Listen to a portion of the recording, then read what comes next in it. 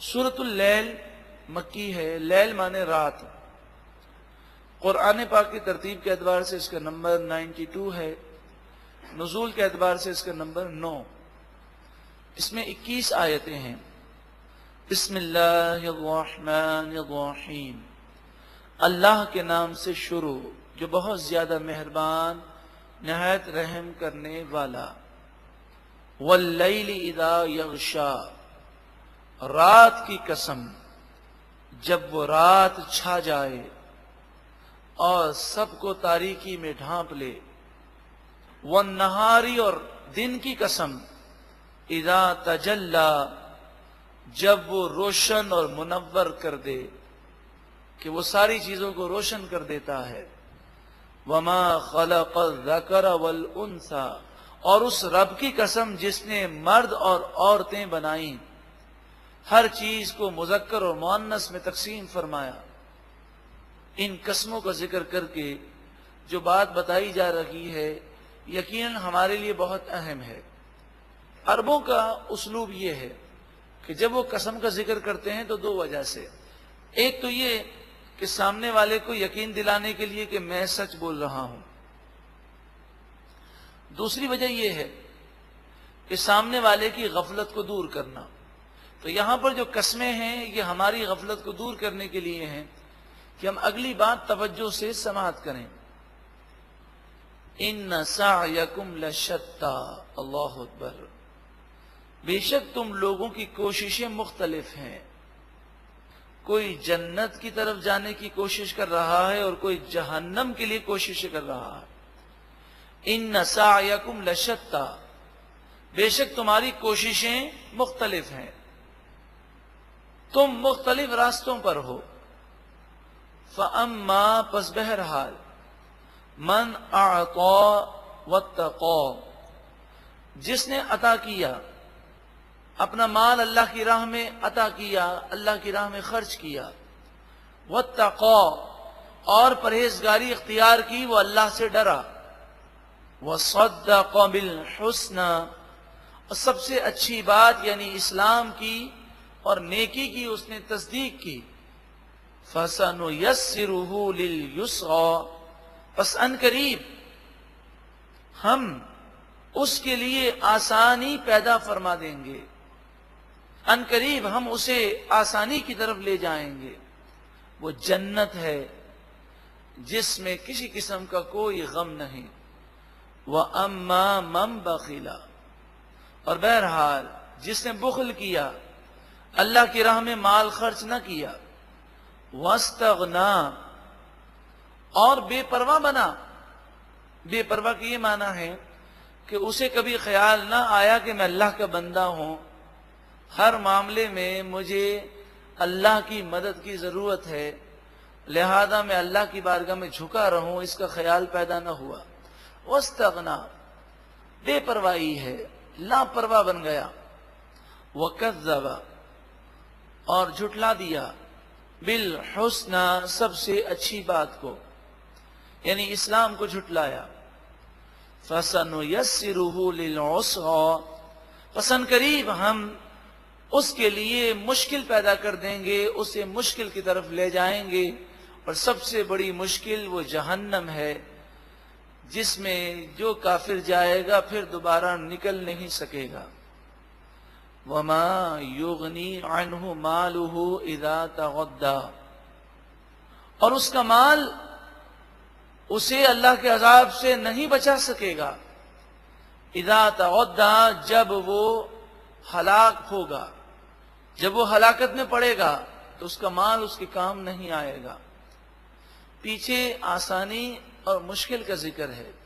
جو نیکی کرتا ہے اس کے لیے زندگی آسان ہوتی ہے, اور گناہ کرنے والے کے دل سے پوچھئے کہ حقیقی سکون کبھی گناہ کرنے میں آ ہی نہیں سکتا. ان علینا للہدی بے شک ہم پر ضرور ہدایت دینا ہے. یہ ہمارے ذمہ کرم پر ہے کہ ہم لوگوں کو ہدایت دیں گے. وَإِنَّ لَنَا لَلْآخِرَةَ وَالْأُولَى اور بے شک ہمارے لیے ہی آخرت ہے اور دنیا ہے یعنی دونوں کے مالک ہم ہیں. اللہ تعالیٰ فرماتا ہے میں مالک ہوں. فَأَنذَرْتُكُمْ نَارًا تَلَظَّىٰ، پس میں تمہیں اس آگ سے ڈراتا ہوں جو بھڑک رہی ہے. لا يصلاها الا الاشقى، اس آگ میں صرف اور صرف بدبخت جائے گا. الذي كذب وتولى، یعنی ہمیشہ اس میں وہ بدبخت رہے گا جس نے جھٹلایا اور منہ کو پھیرا.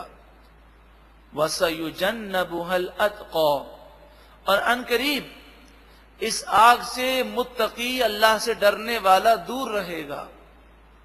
الذی یؤتی مالہ یتزکا، متقی اللہ سے ڈرنے والا وہ ہے جو اپنا مال اس لیے اللہ کی راہ میں دیتا ہے کہ وہ ستھرا ہو جائے، اللہ راضی ہو جائے، اسے پاکیزگی نصیب ہو، دل اللہ کی راہ میں مال خرچ کرنے سے روشن و منور ہو جائے. وَمَا لِأَحَدٍ عِندَهُ مِن نِعْمَةٍ تُجْزَىٰ، وہ جب کسی پر احسان کرتا ہے، کوئی نیکی کرتا ہے، تو اس پر کسی کا احسان نہیں جسے وہ چکا رہا ہو، وہ اللہ کی رضا کے لیے نیکی کرتا ہے. اس سورہ مبارکہ کا شان نزول اس طرح ہے کہ حضرت ابو بکر صدیق رضی اللہ تعالی عنہ نے جب امیہ بن خلف کو دیکھا کہ وہ حضرت بلال رضی اللہ تعالی عنہ کو قمیص اتار کر تپتی ہوئی ریت پر شدید گرمی کے عالم میں زمین پر لٹا رہا ہے اور سینے پر بھاری پتھر رکھ رہا ہے، پھر آپ کو کوڑوں سے مار رہا ہے، پھر آپ کو گلے میں رسی ڈال کر نوجوانوں کو دے رہا ہے جو آپ کو مکہ مکرمہ کی گلیوں میں گھسیٹ رہے ہیں، اور وہ ایک بات کہتا ہے اسلام کو چھوڑ دے، اس نبی صلی اللہ علیہ وسلم کا دامن چھوڑ دے، اور حضرت بلال اس کے جواب میں ایک بات کہتے ہیں، احد احد، اللہ ایک ہے، اللہ ایک ہے. اور آپ کہتے ہیں میں اسلام کو اور نبی اکرم صلی اللہ علیہ وسلم کے دامن کو کبھی نہیں چھوڑوں گا، تجھے جان سے مارنا ہے تو مار دے. تو جب حضرت صدیق اکبر رضی اللہ تعالیٰ عنہ نے یہ منظر دیکھا تو آپ نے امیہ بن خلف سے کہا کہ یہ غلام مجھے بیچ دو. تو امیہ بن خلف نے آپ کو یہ غلام بہت ہی مہنگا بیچا، اور ہر مرتبہ ایک سودا طے کر کے وہ پھر جاتا، کہتا نہیں یہ بھی دو گے تو اور، اچھا یہ دو گے تو میں دوں گا. اس طرح 4 مرتبہ اس نے سودا کینسل کیا اور ہر مرتبہ دام بڑھائے.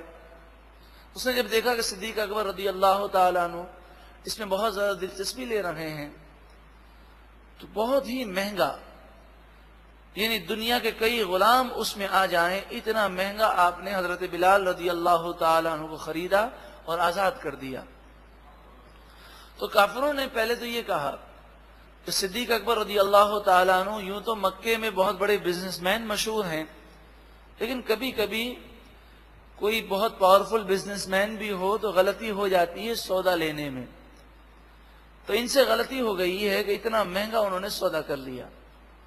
حضرت صدیق اکبر رضی اللہ تعالیٰ عنہ کی تائید میں اور ان کی شان میں یہ سورہ مبارکہ نازل ہوئی کہ یہ مہنگا سودا نہیں ہے، انہوں نے تو اپنے آپ کو اللہ کے قرب کے لیے چن لیا اور یہ تو ہمیشہ کے لیے جنتی ہو گئے.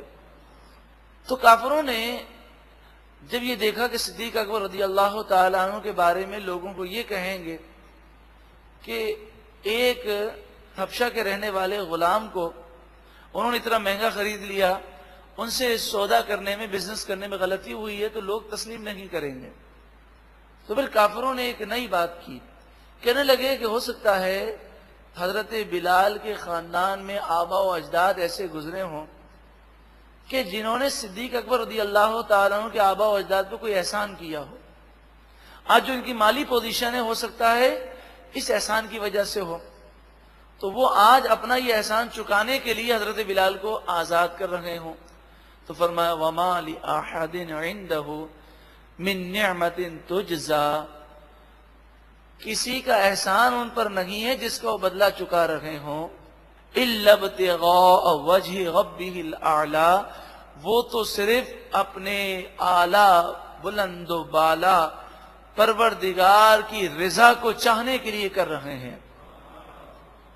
وَلَسَوْفَ يَرْضَى، اور ضرور ان قریب اللہ تعالی انہیں اتنا دے گا کہ وہ راضی ہو جائیں گے۔